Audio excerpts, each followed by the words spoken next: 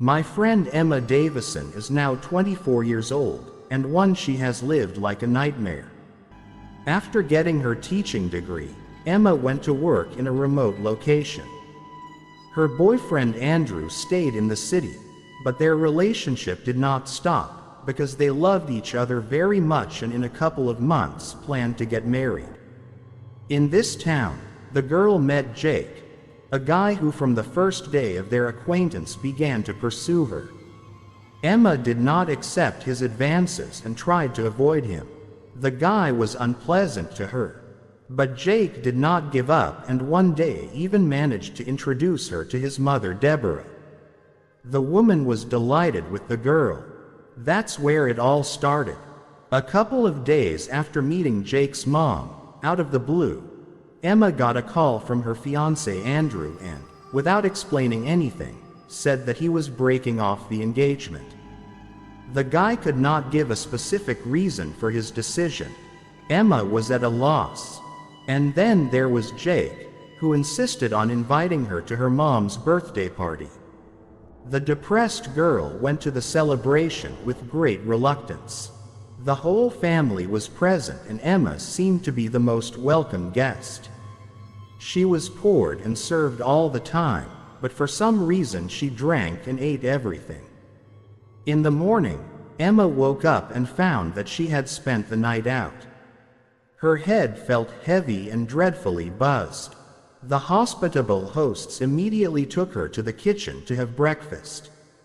And again the girl ate and drank everything, although she had never had a good appetite before. From that day on, Emma could not leave the house of Jake's family. It seemed to everyone around her that they had a great love, and so it seemed to Emma. But in fact she was turned into a slave. She worked from morning till night, without a second's rest. Jake beat her severely for disobedience. Emma tried to leave, but this desire after talking to her mother Deborah disappeared, and it seemed to her that everything that was happening was in the order of things. Emma lost weight and became very pale. Scary to look at. Jake forbade her to go even to her parents' house and tried to control her every move. Luckily, Emma decided to visit Lindsay, her younger sister, who was very concerned about the situation. Seeing the state her sister was in, she decided to take the girl home immediately. It wasn't easy to convince Emma to leave this town. At that point, she was an unwilling puppet, a zombie, and terrified of disobeying Jake or his mother. Then Lindsay had been cunning. She picked a moment when she and Emma were alone and told her that her parents weren't feeling well and wanted to see their daughter. That they needed to go immediately without asking Jake's permission. Even news like that made Emma hesitate. Something inside her knew that she should snap out of it right away and go to her parents.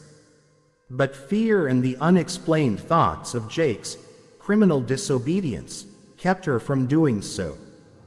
It took Lindsay a great deal of effort to convince her, and in the end, shaking like a leaf, she gave in.